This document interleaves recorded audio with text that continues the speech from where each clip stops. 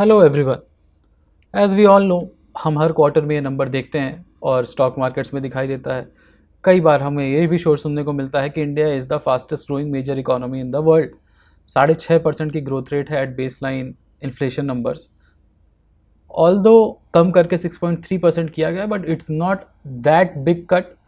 But अगर international situations बेहतर होती हैं तो हो सकता है कि हम 6.5 मार्क को ब्रीच कर सकें। धीरे धीरे हम देखते हैं कि स्टॉक मार्केट राइज कर रहा है, लगातार नई ऊंचाइयां छू रहा है, फॉरेन इन्वेस्टमेंट्स आ रहे हैं। बट क्या सिर्फ यही नंबर्स है जो हमारी जीडीपी ग्रोथ को दिखाते हैं? क्या इंडियन इकोनॉमी में सब कुछ एक तरह से सोना बन चुका है? तो ऐसा नहीं है। और ये जो हिडन नंबर्स हैं, जैसे पावर्टी, इनइक्वालिटी, अनएम्प्लॉयमेंट, इन नंबर्स के ऊपर भी ध्यान देने की ज़रूरत है। सो आज हम लोग यही करेंगे, और that's why our topic today for today is behind the numbers and the hidden reality of India's GDP growth. So welcome everyone, मेरा नाम है Rishabh and I am your economics optional faculty है। आगे बढ़ाते हैं अपने डिस्कशन को। तो याद रहे कि अच्छाई है हमारी जीडीपी में बहुत सारी, हमारे पास एडवांटेजेस भी हैं, हमारे पास अपॉर्चुनिटीज़ भी हैं। By 2030 if you want to become the third largest economy in the world, तो सिर्फ वो जीडीपी नंबर से हम बड़े ना हो, बल्कि पर कैपिटा इनकम बढ़ा के भी आगे बढ़ सके। तो इसके लिए सबसे बड़ा इम्पैक्ट अगर आपको देखना है तो हमारे पास है डेमोग्राफिक डिविडेंड। और by 2030 the Indian demography will beat China in working age population, यानी चाइनीज इकोनॉमी में Chinese population is growing older, and जो उनका कंजम्पशन बास्केट है, जो उनका वर्किंग बास्केट है, वो दोनों धीरे धीरे कम होगा, जो इंडिया का अगले आने वाले 10 से 15 साल में बढ़ेगा। इसीलिए जब हम बात करते हैं mission of India in 2047 at 100 years of independence to see India as a developed country, तो डेवलप्ड कंट्री से हम यही समझते हैं ना कि आपकी लाइफस्टाइल बेहतर हो रही है, आपको हेल्थ केयर, एजुकेशन बेहतर मिल रहा है, और एक वर्ल्ड बैंक का लमसम आपको $13,000 पर पर्सन पर ईयर आपकी इनकम है। ये है आपका डेवलप्ड इकोनॉमी का एक तरह से मेट्रिक। तो हमें पर कैपिटा इनकम को साथ लेके बढ़ना है, और पर कैपिटा इनकम हम बढ़ा कैसे सकते हैं? Because we have that demographic dividend, यानी हमारी वर्किंग एज पॉपुलेशन, खासकर 28 साल से ऊपर की जो एज है हमारी मीडियन एज, वो 28 ईयर्स होने वाली है, यानी maximum people will be around 25 to 30 years of age by 2030। तो अगर ऐसे लोगों को हम एम्प्लॉयमेंट दे सके, इनकम जनरेट कर सके, तो हमारा जो कंजम्पशन पैटर्न है, यानी C+I+D+NX जो है हमारा, उसमें जो कंजम्पशन है 60% जो हमारी जीडीपी को कंट्रीब्यूट करता है, वो बढ़ेगा, और उसके साथ साथ इन्वेस्टमेंट बढ़ेगा, तो हमारी जीडीपी थोड़ा तेज़ी से ग्रो करेगी। मल्टीप्लायर इफेक्ट बोलते हैं इसको, ठीक है। तो by 2030 India will have the largest working population in the world, beating China, and the impact will be that it will support innovation, private consumption, and private consumption means more demand of supplies, तो supplies will be increased, private investments will be increased, और overall GDP बढ़ेगी। और जैसे जैसे हमारे goods की quality बेहतर होगी, इकोनॉमीज ऑफ स्केल अटेन करोगे, तो नेट एक्सपोर्ट भी बढ़ेगा, बिकॉज करेंसी तो डिप्रिशिएट हो ही रही है, ठीक है। And India's working age population will surpass China by 2030, ये सब हमने डिस्कस किया।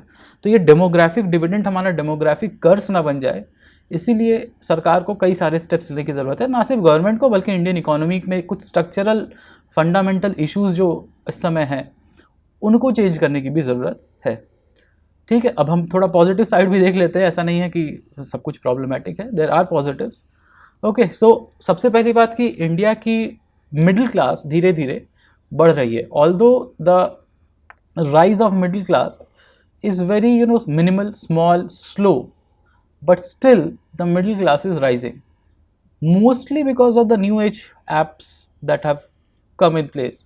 गिग वर्कर्स, गिग इकोनॉमी बढ़ा है, 85% से 90% तक लोग आज भी इनफॉर्मल एक्टिविटीज़ में है, आपके अनऑर्गेनाइज सेक्टर का पार्ट है। बट धीरे धीरे जैसे जैसे फंडामेंटल इंस्टीट्यूशनल चेंजेस सरकार लाती है, जैसे हमारा लेबर लॉस में चेंज लाती है अगर, तो गिग वर्कर्स हैं, आपके अनऑर्गेनाइज सेक्टर के वर्कर्स हैं, तो उनको भी बेसिक सोशल सिक्योरिटी नेट, जैसे आयुष्मान भारत, जैसे आपको EPFO में गारंटीड पेंशन, जैसे आपको education benefits for the child, और साथ ही साथ एक्सीडेंटल बेनिफिट्स थ्रू सुरक्षा बीमा योजना, तो ये सारी कॉम्प्रिहेंसिव कवर जो सरकार अलग अलग देती है, it can provide to gig workers in a single package. But एक प्रॉब्लम है यहाँ पे कि labour laws has to be executed by states, तो स्टेट्स डिले जितना करते जाएंगे, क्योंकि labour laws have been pass from 2019-2020, जितना स्टेट्स डिले करते जाएंगे उतना ये कमज़ोर होता जाएगा, because in new era, new year, new problems will happen, new problems will occur. तो अगर आपके पास कोई बेस नहीं बना हुआ है,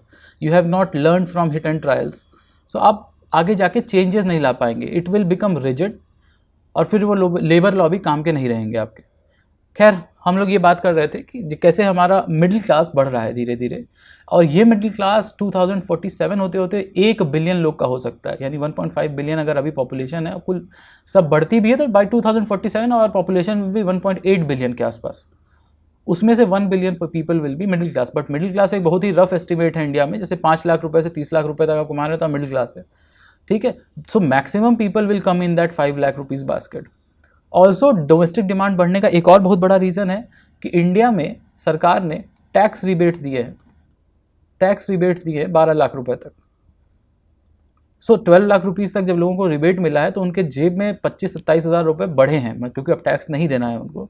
तो that has also created some demand, क्योंकि लोगों को खर्चा करना है, पैसा हाथ में रहता है, तो कभी हो सकता है कि कार खरीद रहे हैं, बाइक खरीद रहे हैं, घर खरीद रहे हैं, क्योंकि धीरे धीरे लोन्स भी सस्ते हो रहे हैं, हमारा रेपो रेट कम किया जा रहा है। तो that has led to robust domestic demand. और याद रहे, यही डोमेस्टिक डिमांड हमारे जीडीपी कैलकुलेशन का सबसे ज़्यादा बड़ा हिस्सा है। Around 62% of consumption is because of in GDP is because of consumption, ठीक है। तो हमारा लगभग जो कंज्यूमर ड्राइव है, 55 crore people are here who drive our domestic consumption, including rural and urban। और रूरल में तो और ज़्यादा तेज़ी से बढ़ रहा है consumption because of PM Kisan Yojana and various subsidy scheme that are being provided by the government, not everywhere but या धीरे धीरे रूरल जो नॉन एग्रो बेस्ड काम है वो बढ़ा है, and that's why rural income भी धीरे धीरे बढ़ रही है।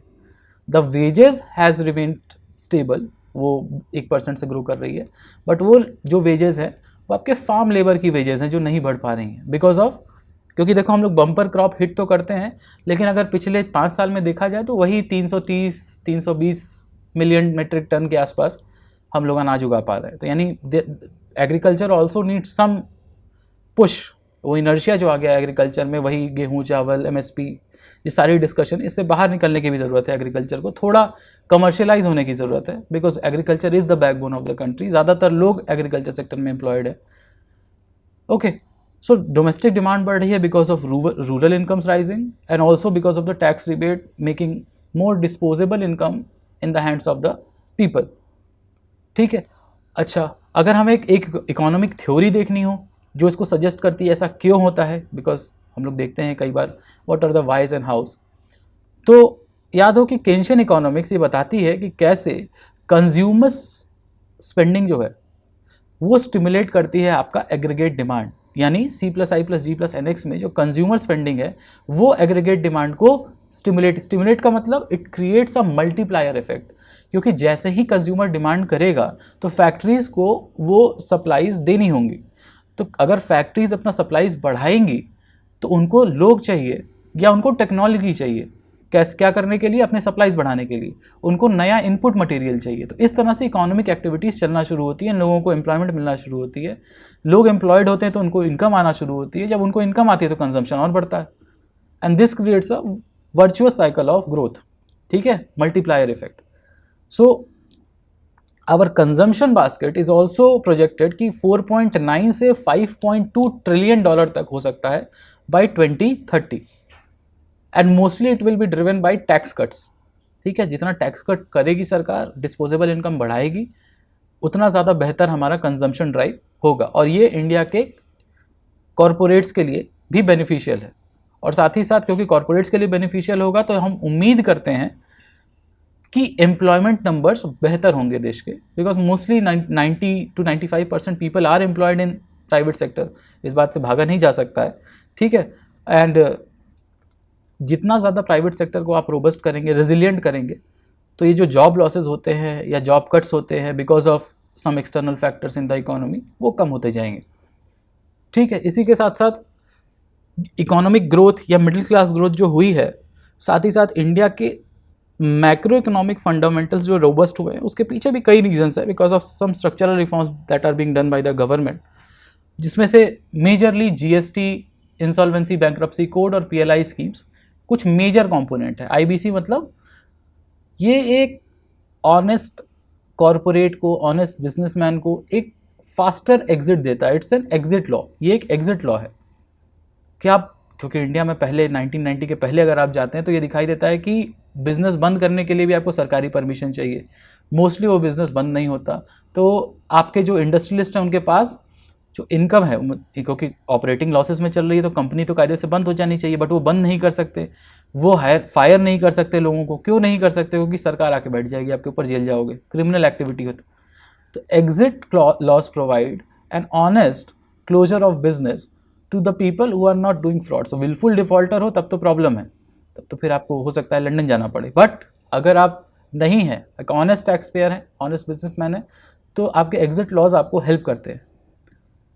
ठीक है, इसी तरह वन नेशन वन टैक्स के तौर पे GST आया, goods and services tax, but it needs some more simplification, थोड़ा और सिंप्लीफिकेशन चाहिए। बट हाँ, ओवरऑल हमारा इनडायरेक्ट टैक्स रेजीम जो चेंज हुआ है उससे साल दर साल जो हमारा इनडायरेक्ट टैक्स कलेक्शन रहा है वो ईयर ऑन ईयर वो बढ़ा है।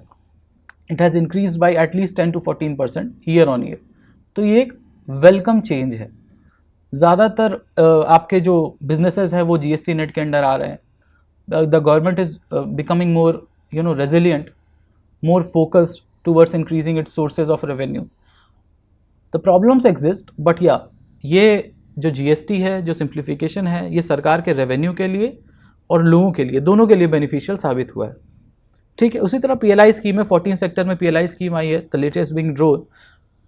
तो 14 में से 2 या 3 सेक्टर ही अभी हिट कर पाए हैं। जैसे सबसे ज़्यादा तो टेलीकॉम सेक्टर, जो इंडिया का हाईएस्ट ग्रोइंग एक्सपोर्ट सेक्टर है, टेलीकॉम सेक्टर PLI का फ़ायदा उठाया है। इस समय बैटरी सेल के ऊपर काफ़ी ध्यान दिया जा रहा है इंडिया में, उसके मैन्युफैक्चरिंग के ऊपर, वेफर्स के ऊपर, चिप्स के ऊपर, ये सब PLI स्कीम के अंडर में आते हैं। तो 2-3 ऐसे सेक्टर्स हैं जो ज़्यादा बेहतर परफॉर्म किए। Rest all the sector has to be focused more by the government and the corporates. थोड़ा और PLI स्कीम को और लीनियंट करने की ज़रूरत है उन सब जगहों पे। ठीक है, तो हमारे यहाँ इलेक्ट्रॉनिक मैन्युफैक्चरिंग बढ़ी है। देखते हैं हम, दुनिया का सबसे बड़ा प्लांट सैमसंग का नोएडा में लगता है। एप्पल अपनी प्रोडक्शन को China +1 में इंडिया लेके शिफ्ट करती है। तो there are multiple data points that show us that yes, PLI has given us some boost and high skilled jobs in the country.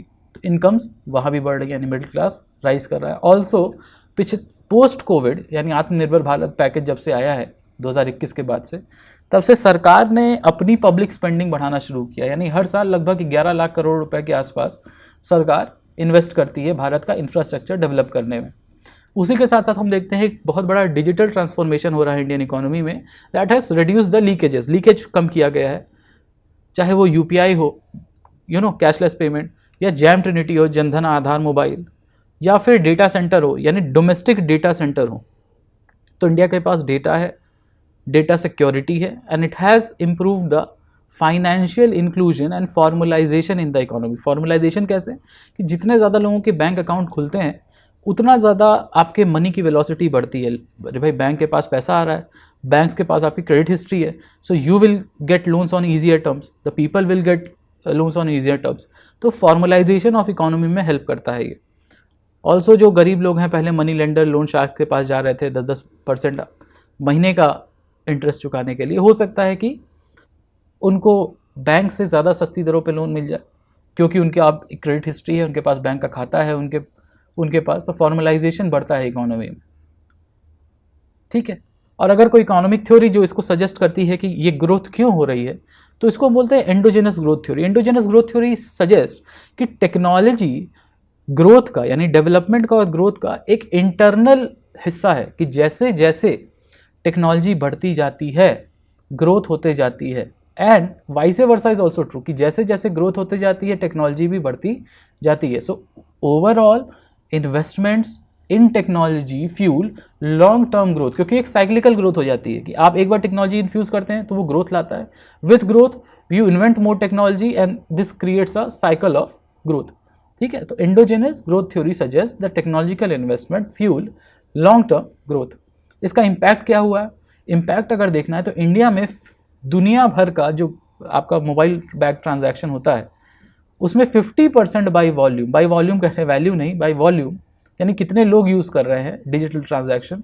So 50% of the world volume is in India because of UPI। यानी अगर 8 billion लोग दुनिया में हैं तो भारत के 1 billion लोग 50% volume carry करते हैं। Okay, and also digital access has saved a lot of leakages of money.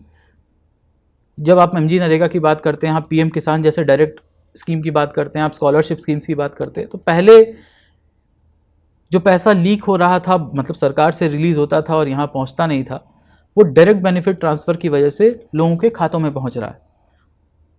And that has created savings of around 1.1% of the total GDP annually. यानी 4.1 ट्रिलियन की जो हमारी GDP है उसका 1.1% बचत कर पा रही है सरकार। It's a huge number.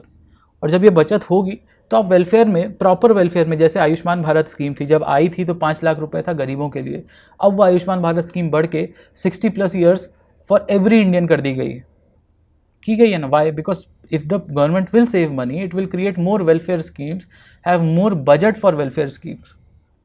ठीक है, इसी के साथ साथ हम देखते हैं कि there is resilient growth. Resilient growth बोले तो India is the fastest growing major economy of the world.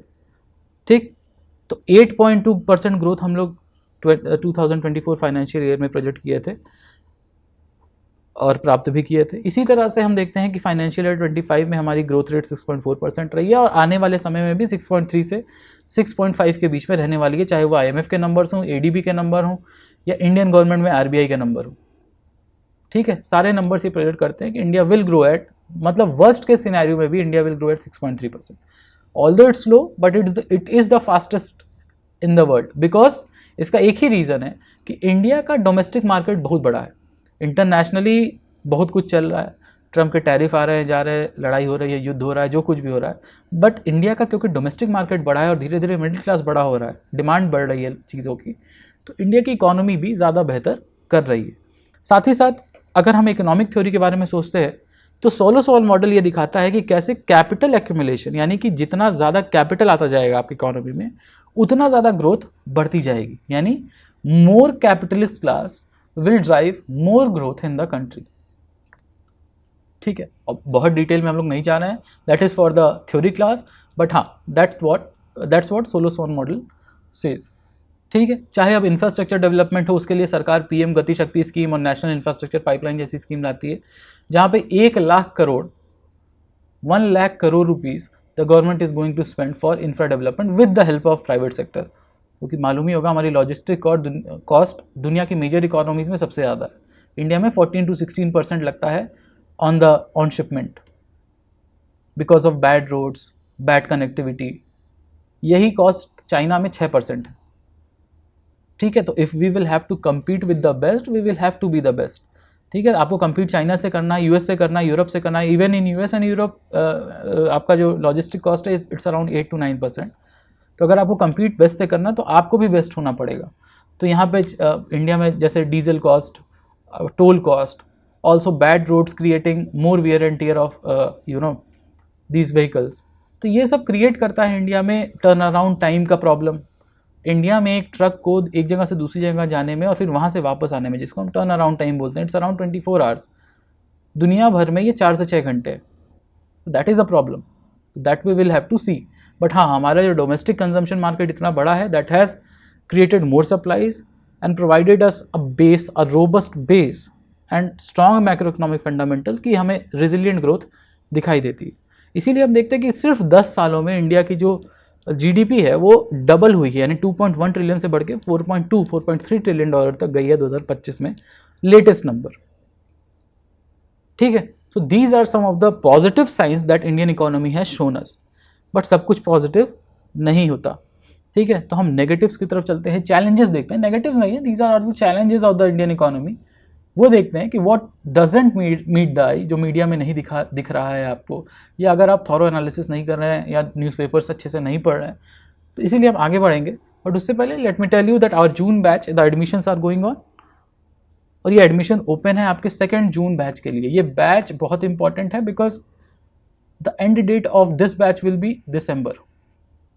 So for any serious aspirant जो 2026 UPSC को मार्क कर रहा है, उसको अपना ऑप्शनल जल्दी से जल्दी ख़त्म करना ही होगा, and this is the right time.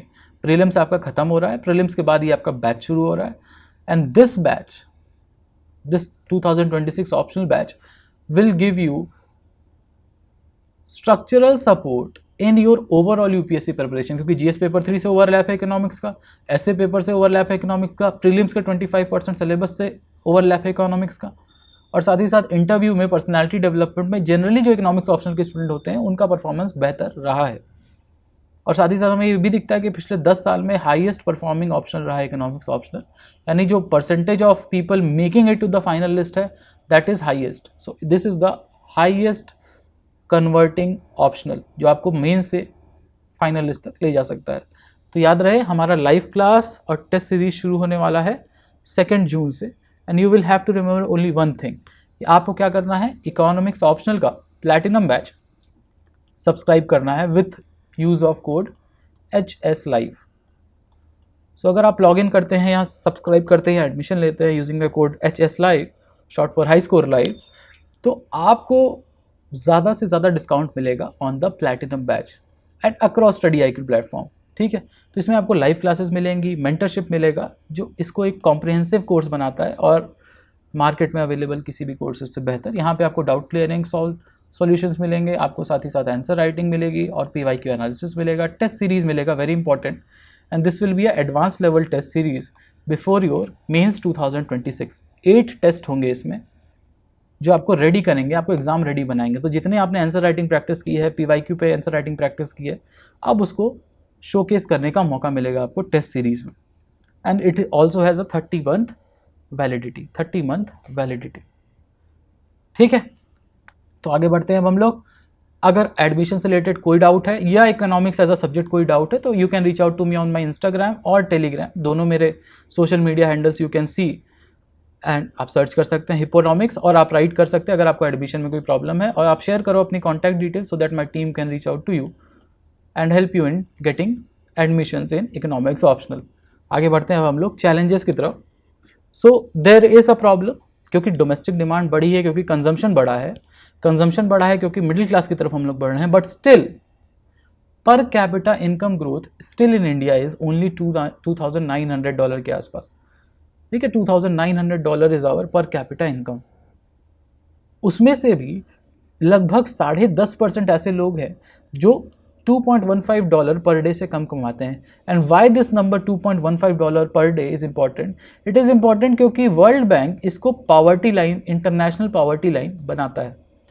अगर कोई भी $2.15 से कम कमाता है per day, means he is in absolute poverty.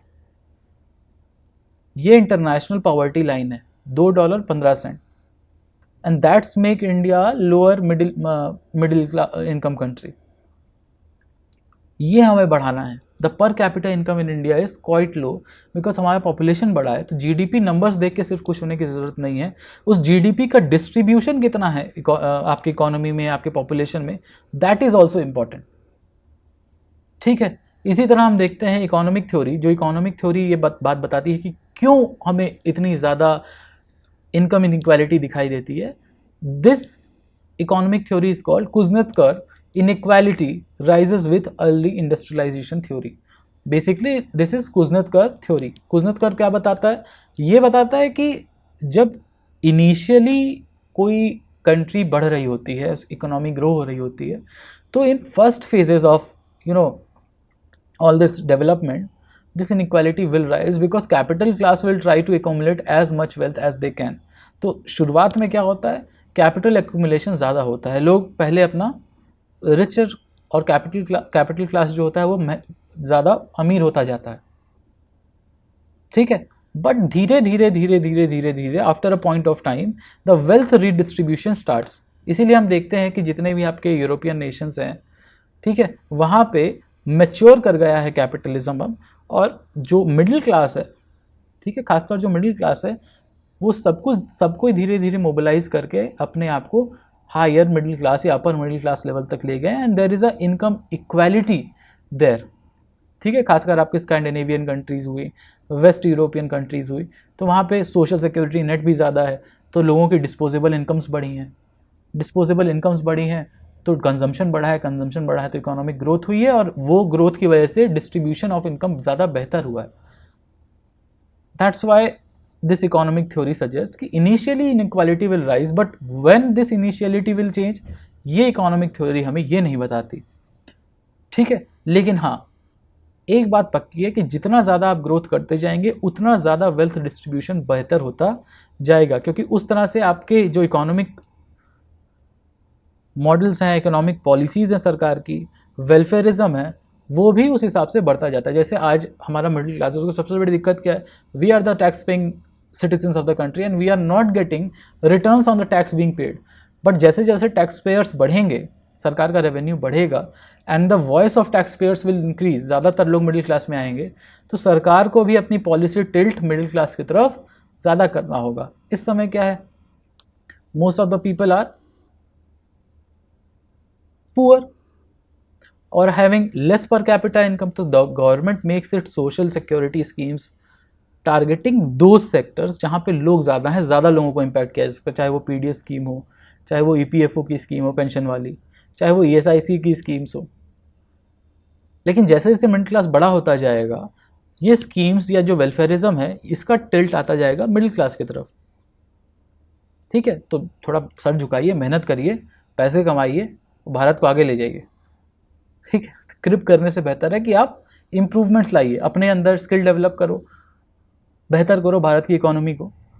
But the problem क्या है इसमें? इनिशियल फेजेस में जब हम इनइक्वालिटी बढ़ेगी तो प्रॉब्लम ये होती है कि इंडिया के साथ तो एक और प्रॉब्लम जुड़ जाती है कि कंजम्पशन तो कम होगा ही, but it will also create lesser chances of social mobility in the country. यानी सोसाइटी में जो मोबिलिटी चाहिए, यानी जो पहले से traditionally down trodden vulnerable section है, रूरल अर्बन डिवाइड है, वो और बढ़ेगा. ठीक है, तो कई बार जो आखिरी in the line, the last in the line persons will not get the benefits of growth. साथ ही साथ ह्यूमन डेवलपमेंट इंडेक्स में जो हमारी रैंक है 134, ये दर्शाती है कि हमारा जो ह्यूमन डेवलपमेंट है, not the GDP development, the human development in standard of living, medical facility, people going to school, ये सब जो चीज़ें हैं वो अभी भी बहुत ही मॉडेस्टली ग्रो कर रही हैं. It's very modest, below average. ठीक है, तो हमें इनकम इनइक्वालिटी को के ऊपर ध्यान देने की ज़रूरत है, बिकॉज इक्वालिटी इन इनकम और a rise, proportionate rise in wages and income creates more demand, और वो सब कुछ इंडियन इकोनॉमी के लिए ज़्यादा बेहतर है. ये जो रीडिस्ट्रीब्यूशन ऑफ वेल्थ है या बेहतर labour laws, that will create a positive environment, positive sentiment for the workers also, क्योंकि ट्रेड यूनियन स्ट्राइक्स ये सब अब लगभग इंडिया से ख़त्म हो चुका है. ठीक है, अनएम्प्लॉयमेंट की प्रॉब्लम अगर हम देखते हैं, अनएम्प्लॉयमेंट की प्रॉब्लम अगर हम लोग देखते हैं, तो इंडिया का लेटेस्ट नंबर भी अगर देखा जाए, नॉट द इकोनॉमिक सर्वे वाला नंबर, लेटेस्ट नंबर भी अगर देखते हैं, तो लगभग 6% के आसपास हमारा अनएम्प्लॉयमेंट रेट है. And it is a reason to worry. और ये लगातार बढ़ता जा रहा है. बढ़ इसलिए रहा है because in the private sector jobs have dried down because of AI. अगर आप अपने अब 15 लाख इंजीनियर्स हर साल बन के निकल रहे हैं, सिर्फ इंजीनियर्स की बात कर रहा हूँ, बीटेक की. बैचलर डिग्री तो बहुत सारी है, बैचलर ऑफ आर्ट्स है, बैचलर ऑफ साइंसेज है, बैचलर ऑफ कॉमर्स है, बैचलर ऑफ बिजनेस एडमिनिस्ट्रेशन है, बहुत कुछ है. बट अगर सिर्फ बीटेक डिग्रीज की बात करें, 15 लाख इंजीनियर्स बन के निकलते हैं. कितने लोग एम्प्लॉयबल हैं? और ख़ासकर जो आपके lower levels and mid management level के इंजीनियर्स हैं with lesser skills that are being replaced by AI. तो AI इज़ कमिंग. जैसे एक समय मशीन्स आई थी जिसको मैकेनाइजेशन, ऑटोमेशन बोलते थे, उस टाइम भी प्रॉब्लम्स आई थी लोगों को, लेकिन जिन्होंने अपने आप को स्किल किया, उस मशीन को चलाने लायक बनाया, हाई स्किल हुए, तो उनकी इनकम बढ़ी, उनकी जॉब भी सिक्योर हुई और उनकी इनकम भी बढ़ी. तो इसीलिए with the oncoming AI, if you will not try to skill yourself, it will be like a doomsday for India. क्योंकि इतनी बड़ी पॉपुलेशन है और ज़्यादातर काम जो लो लेवल इंजीनियर्स कर रहे हैं वो अगर AI से चेंज हो गया, यानी AI की अपॉर्चुनिटी कॉस्ट बेहतर हो गई आपकी एक नए हायर को लेने से, तो that will create a big problem for the 15 lakh people who are going out of technology colleges. तो आपको स्किल करने की ज़रूरत है. साथ ही साथ इंडिया के साथ एक और प्रॉब्लम है दैट 85% से ज़्यादा लोग इनफॉर्मल सेक्टर में एम्प्लॉयड हैं. इनफॉर्मल मतलब आपके पास कोई फॉर्मल जॉब नहीं है, आपके पास कोई ऐसा पेपर नहीं है जो ये कहता है कि हाँ आप यहाँ एम्प्लॉयड हैं. And that is a problem. आपको कभी भी आपकी जॉब जा सकती है, आपको कोई सोशल सिक्योरिटी बेनिफिट देने की ज़रूरत नहीं है। एंड इंडिया का जो कॉरपोरेट क्लास है वो इसको प्रेफर भी करता है because of rigid labour laws. वो क्या करते हैं, कॉन्ट्रैक्चुअल जॉब्स पे रखते हैं ताकि हायर फायर में दिक्कत ना हो। ठीक है, तो ओकन्स लॉ हमें ये बताता है, इकोनॉमिक थ्योरी कर देखें, कि अनएम्प्लॉयमेंट जो है वो जीडीपी या किसी कंट्री की स्ट्रक्चरल इनएफिशिएंसीज को दिखाता है। Unemployment shows that our growth is jobless growth, it is inefficient growth. Inefficient का मतलब the benefits of growth and development is not being redistributed among all the people of the country. Not everyone is getting the benefit of growth, and that is a problem because of unemployment. कौन सा law ये दिखाता है? ओकुन्स law. ठीक है, the impact is that GST compliance hurt informal jobs, youth unemployment persist. Okay, क्यों? क्योंकि जितना ज़्यादा जीएसटी, क्योंकि अब सरकार थोड़ा सा कड़ाई की है जीएसटी के ऊपर, तो ज़्यादा से ज़्यादा जो बिजनेसेस हैं, जो पहले कैश बिजनेस थे, वो जो इनफॉर्मल जॉब्स ज़्यादा देते थे और सरकार के टैक्स नेट का हिस्सा नहीं थे, अब क्योंकि जीएसटी के रूल्स थोड़े स्ट्रिक्ट हुए हैं और सरकारी टैक्स नेट का हिस्सा ज़्यादा बने हैं ऐसे इंस्टीट्यूशंस, तो लोगों के पास इनकम देने की, इनकम पास ऑन करने की कैपेबिलिटीज़ कम हुई हैं, क्योंकि टैक्स भी देना है ना सरकार को। That has also created some unemployment problems in the country with a workforce that is being employed in mostly unorganised sector 85%। ठीक है, तो अनएम्प्लॉयमेंट प्रॉब्लम है, इनइक्वालिटी प्रॉब्लम है, there are infrastructure gaps in the country also. The third problem, infrastructure gap. अब वो agriculture से लेके services तक सब देख सकते हो। एग्रीकल्चर में तुम देखोगे कि इंडिया में स्टिल 50-51% ही ऐसी जगहें हैं जहाँ जो इरीगेशन है, जहाँ पे अर्बन सेंटर्स पे आओगे तो तुम ये देखोगे कि अर्बन इंफ्रास्ट्रक्चर की जो सप्लाई है और जो डिमांड है उसके बीच में एक बहुत बड़ा मिसमैच है। The demand is so high, the supply so low, और साथ ही साथ क्योंकि राइजिंग कॉस्ट रही है और बहुत सारे जो प्रोजेक्ट्स हैं, खासकर दिल्ली एनसीआर में देखते हो, तो अपने आप को डिफ़ॉल्ट हो चुके हैं, तो कई सारे इन्वेस्टर्स का पैसा लगा हुआ है उसमें। साथ ही साथ there is a huge gap between supply and demand in the urban infrastructure, and it creates a problem of high cost and low quality products that are being provided. this has also reduced the overall productivity in the economy. कि भाई irrigation facility नहीं है तो आप monsoon के ऊपर dependent है, एक मानसून नहीं आया आपकी फसल खराब। वही आदमी मान लो कि वो नॉन फार्म एक्टिविटी करना चाहता है और विलेज से आगे बढ़ के आता है शहर में काम करने के लिए, बट शहर में भी अर्बन इंफ्रास्ट्रक्चर ठीक ठाक नहीं है, तो उसको रहने की जगह नहीं है। He can't afford to live in an urban centre where there are jobs. अब वो खुले में रह रहा है या एक मेकशिफ्ट शेल्टर्स में रह रहा है, तो उसकी प्रोडक्टिविटी कम हो रही है। क्यों? क्योंकि उसका ध्यान नहीं है, उसको पता नहीं है कि वो अगले दिन उसको रहने की जगह मिलेगी नहीं मिलेगी, क्या होगा। That creates lesser productivity. और ऐसे भी दुनिया भर में देखा जाए तो इंडिया की labour productivity is among the lowest in the world, even in developing economy. $60 per hour भर का काम करते हैं इंडिया में लोग, ठीक है, because of lack of skills. सिर्फ 2% ऐसे लोग हैं इंडिया में जो स्किल्ड हैं, सर्टिफाइड स्किल्ड, ठीक है। दुनिया में अगर आप देखते हैं कनाडा को, यूएस को, तो ये नंबर आपको 60 से 80% तक दिखाई देगा, where people are skilled and are certified.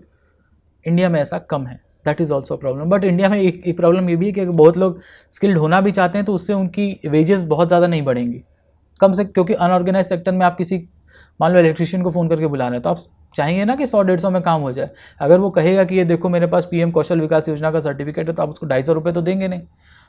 सो वो जो सर्टिफिकेट का वैल्यू है, because of Indian economy being unorganised in nature and not formal, तो आप वेजेस डिक्टेट नहीं कर पाते हैं। अनलिमिटेड सप्लाई है ना लेबर की, तुम नहीं काम करोगे 100 रुपये में कोई और कर देगा। That is a problem that we will have to see. यानी अगर रीडिस्ट्रीब्यूशन ज़्यादा बेहतर होगा तो ये वाली जो अनलिमिटेड लेबर सप्लाई की प्रॉब्लम है वो भी थोड़ी कम होगी, तो फिर एक मिनिमम लेवल से ज़्यादा नीचे कोई नहीं जाएगा, ठीक है। परफेक्ट कॉम्पिटिशन की तरफ हमें थोड़ा जाना चाहिए।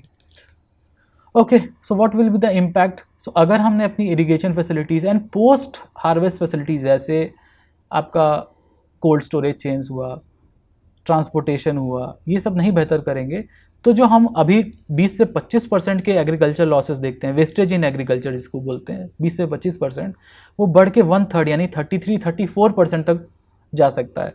And with the growing population in the country it will be very difficult to support all the population for nutritional security. हम देखते भी हैं कि 35% से ज़्यादा जो बच्चे हैं इस देश में वो स्टंटेड हैं, यानी उनकी जो ग्रोथ है एज़ पर देयर एज वो कम है, दुनिया भर के ग्लोबल एवरेज से भी कम है। ठीक है, हायर इनकम कंट्रीज चाइना को छोड़ भी दिया जाए तो जो ग्लोबल एवरेज है उससे भी कम है। Why? Because of weak health services, यानी लास्ट माइल कनेक्टिविटी जो होनी चाहिए घर घर तक बच्चों तक पहुंचने के लिए वो खराब है। These are the infrastructure gap, इसको भरने की ज़रूरत है। But there are some external vulnerabilities also. क्यों? क्योंकि इंडिया की इकोनॉमी, खासकर इंडिया की जो पेट्रोलियम इकोनॉमी है, क्रूड ऑयल इकोनॉमी, 80% हम लोग क्रूड ऑयल इंपोर्ट करते हैं। तो अगर मार्केट फ्लक्चुएशन हुआ तो भाई युद्ध हो गया, रशिया में युद्ध हो गया, इसराइल के आसपास युद्ध हो रहा है, नहीं मिडिल ईस्ट और रशिया जो दो मेजर ऑयल प्रोड्यूसिंग कंट्रीज़ हैं, वहाँ अगर सप्लाई साइड शॉक हो गया, यानी कम हो गया वहाँ से सप्लाई आना, तो it will create a problem for Indian economy. क्यों? क्योंकि अगर पेट्रोल डीजल के दाम बढ़ेंगे तो ट्रांसपोर्टेशन कॉस्ट बढ़ेगी, ट्रांसपोर्टेशन कॉस्ट बढ़ेगी तो सबसे पहले वो कहाँ दिखाई देगी? फूड प्राइसेस में। क्यों? क्योंकि ट्रक से भाई गोभी आ रही है, लौकी आ रही है, कुछ भी आ रहा है, सब्जी आ रहा है, फल आ रहा है, आम आ रहा है, सब कुछ महंगा होता जाएगा, है ना? क्योंकि ट्रांसपोर्टर्स को ज़्यादा पैसा देना होगा, क्योंकि उनको भी ज़्यादा पैसा देना है, because diesels are getting costly. यही बात आपको दिखाएगा economic theory Mundell Fleming model. Mundell Fleming model क्या कहता है? ये बताता है कि कैसे ओपन इकोनॉमीज़ जो होती हैं, जिनके बॉर्डर्स खुले होते हैं, जो ग्लोबलाइजेशन लिबरलाइजेशन को फॉलो करती हैं, यानी इंटरनेशनल ट्रेड करती हैं, उनके ऊपर एक्सटर्नल शॉक्स का खतरा लगातार बना रहता है if they don't have a domestic consumption market, जो इंडिया के पास है। तो हमें रेजिलिएंट तो करती है, बट क्योंकि हमारा पर कैपिटा जो एम्प्लॉयमेंट है या पर कैपिटा इनकम है वो सिर्फ $2,900 के आसपास है पर डे। तो अगर डोमेस्टिकली प्राइसेस बढ़ेंगे तो ये जो $3,000 से कम कमाने वाले लोग हैं पर कैपिटा पर एनम, वो इफेक्ट होगा, यानी डोमेस्टिक मार्केट भी इस शॉक को बर्दाश्त नहीं कर पाएगा, and more people will then get back to absolute poverty. तो जो 80 करोड़ लोगों को फ्री राशन दिया जा रहा है, हो सकता है वो चीज़ें बढ़ानी पड़े, यानी 50% से ज़्यादा लोग इंडिया में बिलो पॉवर्टी लाइन है जिनको फ्री राशन दिया जाता है, वो और बड़ा हो गया, मेजर प्रॉब्लम।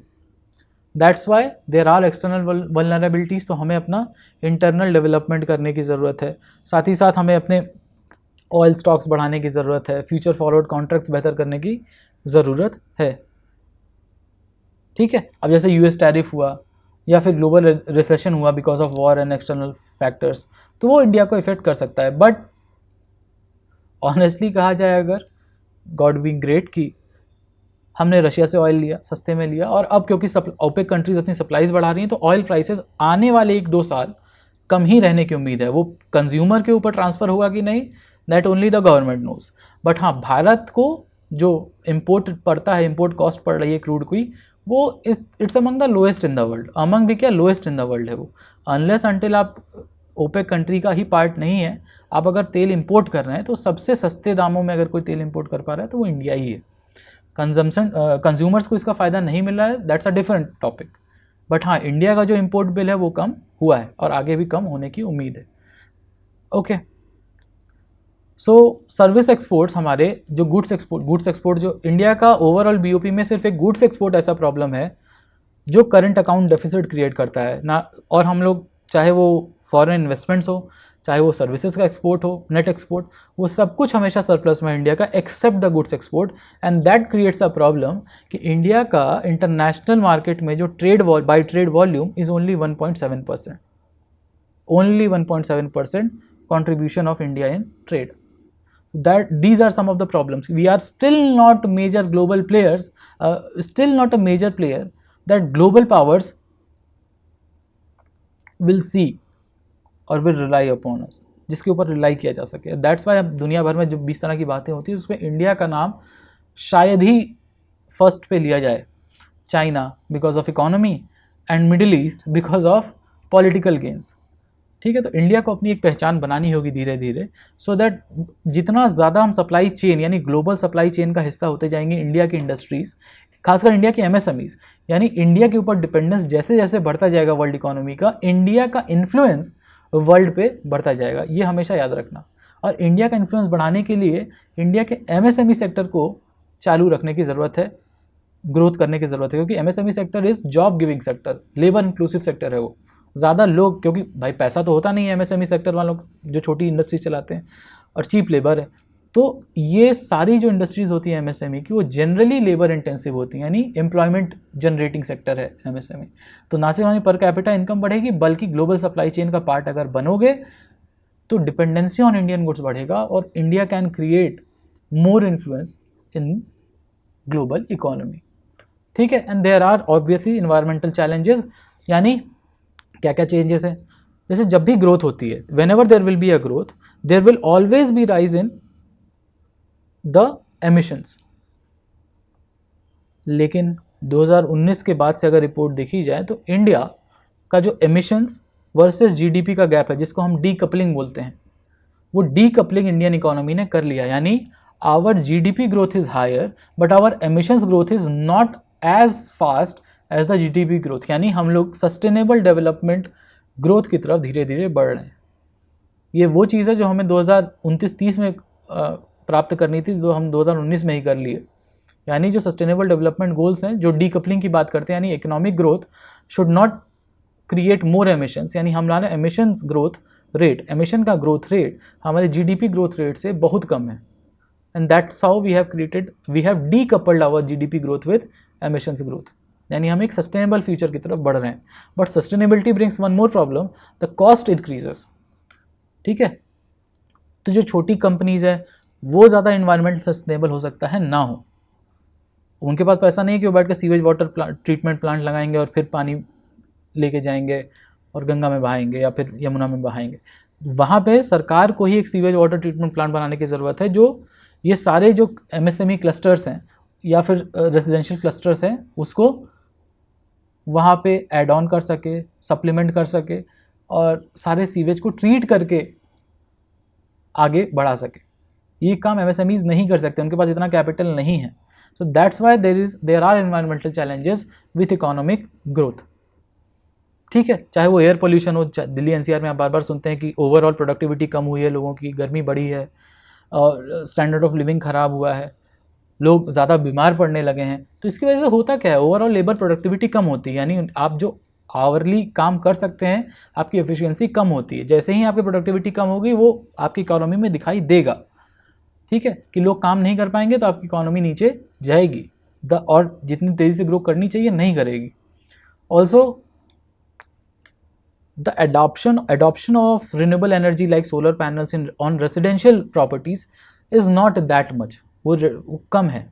ठीक है, बट हाँ एक अच्छी चीज़ है जो इंडिया का अपना नेशनल डिटरमाइंड कंट्रीब्यूशन है कि इंडिया एम करता है by 2070 India will do what, it will be net zero emitter. Net zero का मतलब ये नहीं कि ज़ीरो हो जाएगा, एमिशन रहेगा, बट उस एमिशंस को ट्रेड ऑफ करने के लिए हम ज़्यादा पेड़ लगा रहे होंगे या बेहतर इन्वायरमेंटल क्लीनर टेक्नोलॉजीज़ डेवलप कर रहे होंगे।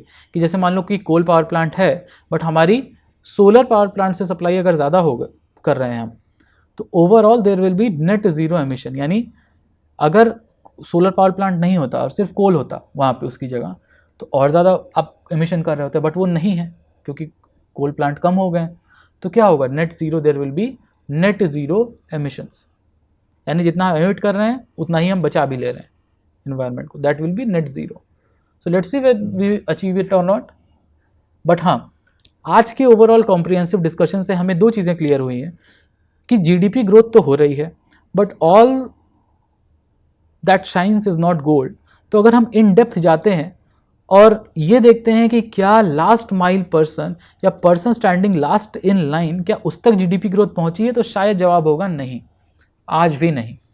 तो हाँ, अच्छी बात है जीडीपी ग्रोथ है और ये ग्रोथ होते रहनी चाहिए, बिकॉज जितनी ज़्यादा ग्रोथ होगी उतना ज़्यादा मिडिल क्लास बढ़ेगा। बट ये ग्रोथ का जो रीडिस्ट्रीब्यूशन है वो जितना बेहतर कर सके हम between the people of the country, it will create a better workforce, better environment and a more united country because of lesser inequality.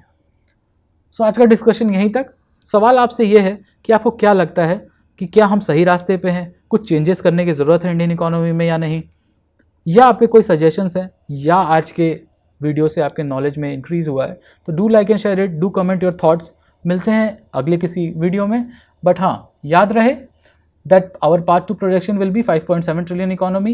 ये सब बातें आप ध्यान में रखते हुए you will have to comment down कि आप क्या सोचते हैं हमारे फ्यूचर के बारे में। ठीक है, फिर से बता दे रहे हैं, June batch is going to start from 2 June for economics optional, the best scoring optional.